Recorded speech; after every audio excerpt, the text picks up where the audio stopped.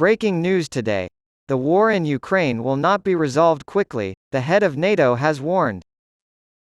Since Ukraine's counteroffensive against Russia is gaining only small ground, NATO Secretary-General Jens Stoltenberg has expressed concern that the conflict could drag on for a long time.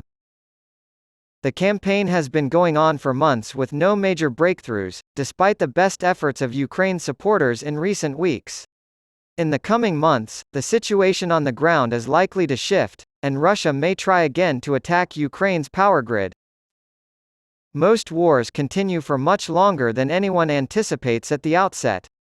According to an interview with the German newspaper Berliner Morgenpost published on Sunday, Stoltenberg warned that a protracted conflict in Ukraine was a distinct possibility. "We hope that this conflict can be resolved soon. However, we can't ignore the fact that Ukraine wouldn't exist today if President Zelensky and the Ukrainian people gave up the fight." The NATO leader has stated that peace could be achieved if President Putin and Russia disarmed. "The easiest way to end this war would be if Putin withdrew his troops," he continued. Putin's nuclear rhetoric is dangerous and ruthless, but NATO is prepared for every threat and challenge, Stoltenberg said, referring to the possibility of Putin using nuclear weapons in Ukraine. "NATO exists to prevent war, particularly nuclear war. We now possess an effective deterrent."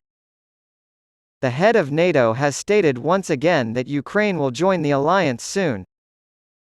As the war winds down, he said, Ukraine will become a member of NATO. All allies have made that clear, and that the country would need security guarantees or history could repeat itself. When asked about the possibility of a nuclear attack by Russia, Stoltenberg said, "We have sent a clear message to Russia. A nuclear war cannot be won and must never happen. The Russian capital must realize the grave consequences of resorting to nuclear weapons. We are keeping a close eye on the Russian military's actions.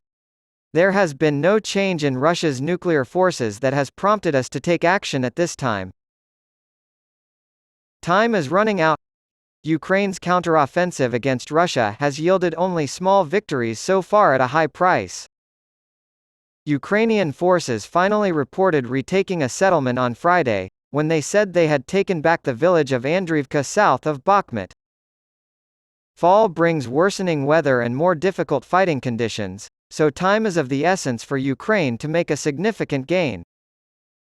The top U.S. general estimates that Ukraine has only 6 weeks until the arrival of bad weather derail their counteroffensive.